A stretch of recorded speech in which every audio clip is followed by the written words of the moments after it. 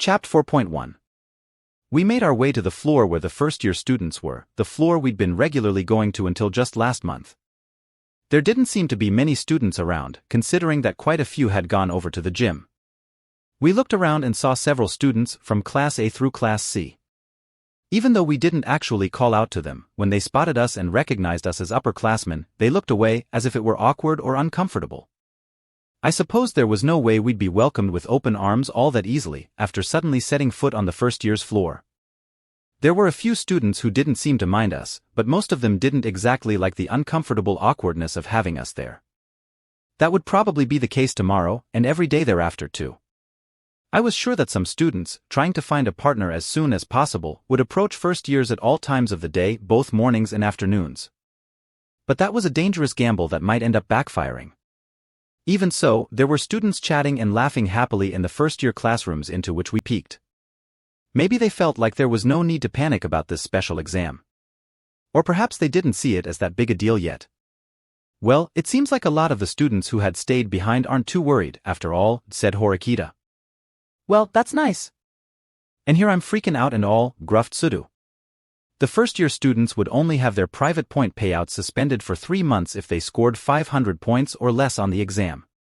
That was still definitely a huge loss, of course, but since the initial deposit into their accounts should have been made right after the entrance ceremony, they probably felt no sense of impending danger. Just as we were finishing our inspection of Class 1C, Horikita heard a familiar voice call out to her. Cool. You got here pretty late, Susan. The owner of that voice was none other than Ryuen Kakeru from Class 2C, staring at us fearlessly. Just up ahead, we could see the classroom. For Class 1D. It looked like Ryuen had just stepped out of that room. Are you here scouting out first-year students too, Ryuen-kun? I don't recall seeing you at the meet and greet, said Horikita. It was just a bunch of moronic halfwits who got together at the gym, right? I didn't even need to go see it to know that, said Ryuen. He had come here looking for students who didn't go to the meet and greet, just like Horikita had been planning to do. Judging from the way he was talking, it was clear he was after the top-level first-year students.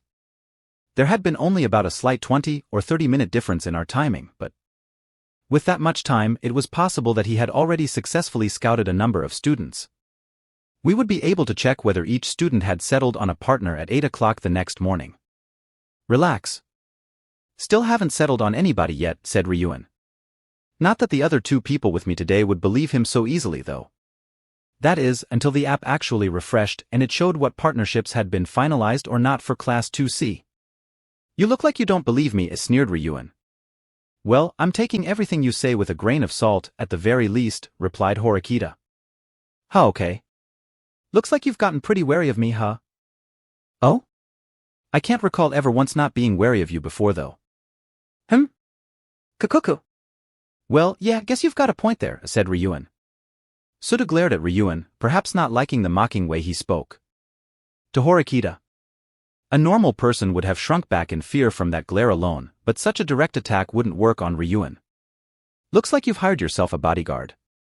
But you chose a dumb one, lady, sneered Ryuen. What did you say, huffed Sudu. He looked ready to fly off the handle, but Horikita kept him in line with a gentle wave of her hand. Oh, do you need brains to be a bodyguard? Talk about the pot calling the kettle black, said Horikita. She didn't avert her eyes from Ryuen as she delivered that comeback, still holding her hand out to keep Suda back. Are you planning on scaring the first years? I'm afraid that taking that kind of attitude with them is going to backfire on you, said Horikita.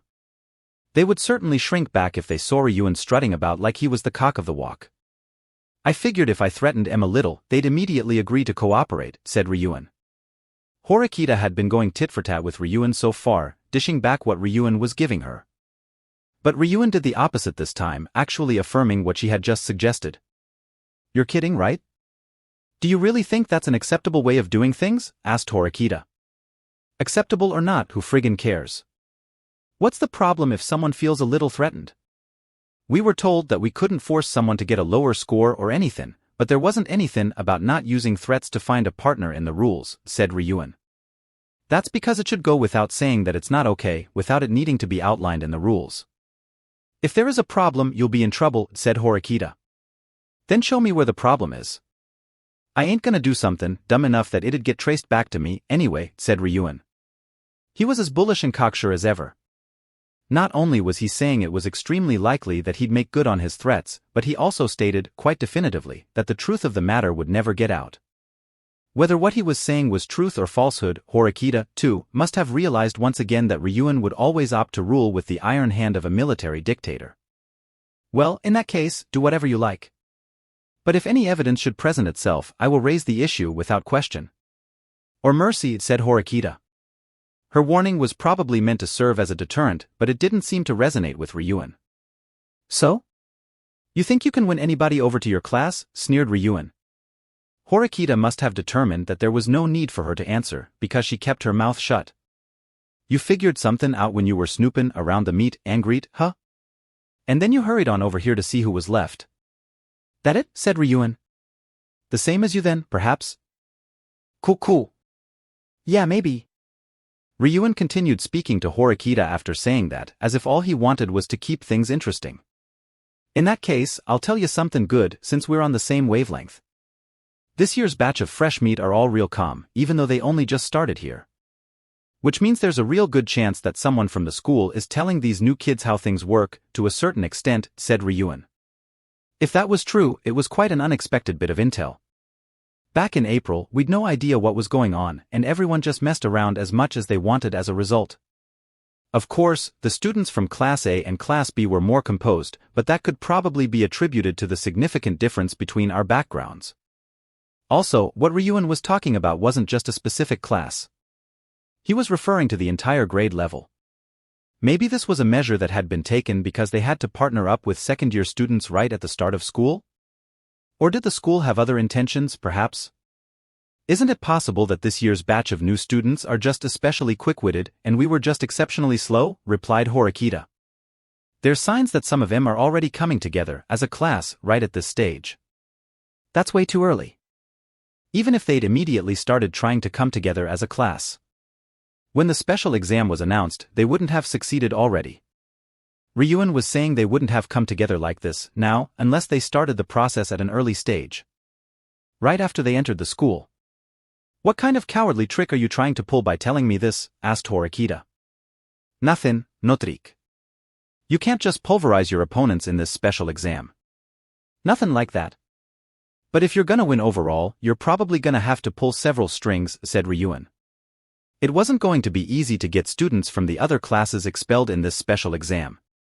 The sense of anonymity in it, of wondering who was going to be partnered with who, was fairly significant.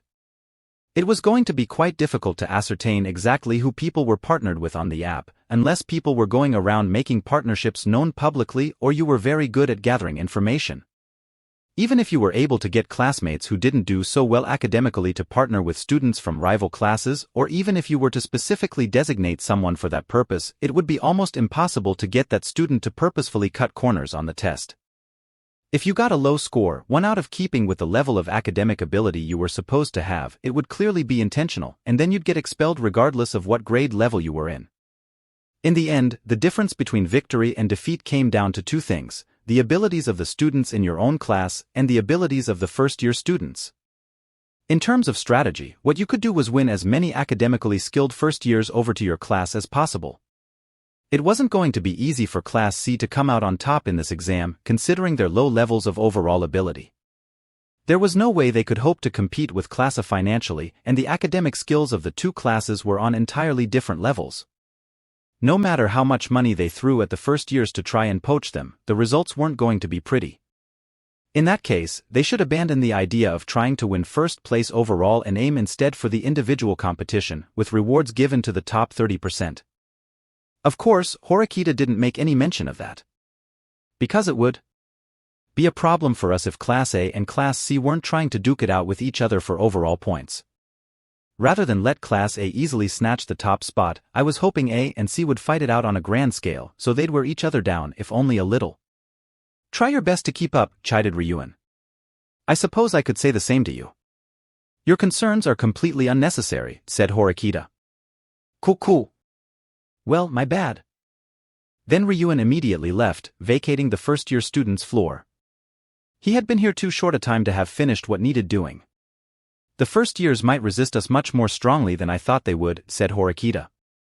If they were aware of the fact that they were basically locked in a desperate struggle to the death with the other classes at this school, then yes, I supposed it was only natural they'd be hesitant to negotiate with us. In that case, shouldn't we try and negotiate with them at least a little as soon as we can? Said Sudo. Yes. Of course we should.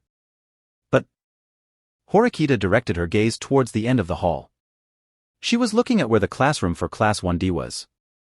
Let's get going, said Sudo. I don't think it's going to be that simple, said Horikita. Apparently, Horikita had noticed it too while she was talking with Ryuan. The entire time they talked, from when Ryuan strolled out of the classroom to when he left, not a single student had been seen leaving the classroom. And we didn't hear a single sound as we approached the room either. When we eventually reached the door to the classroom and opened it, our suspicions were confirmed. Dude, what the hell's going on? Yelled Sudo in a panic as he scanned the inside of the classroom from end to end. Negotiating with Class 1D might be much more difficult than I expected, said Horikita. The classroom was completely empty.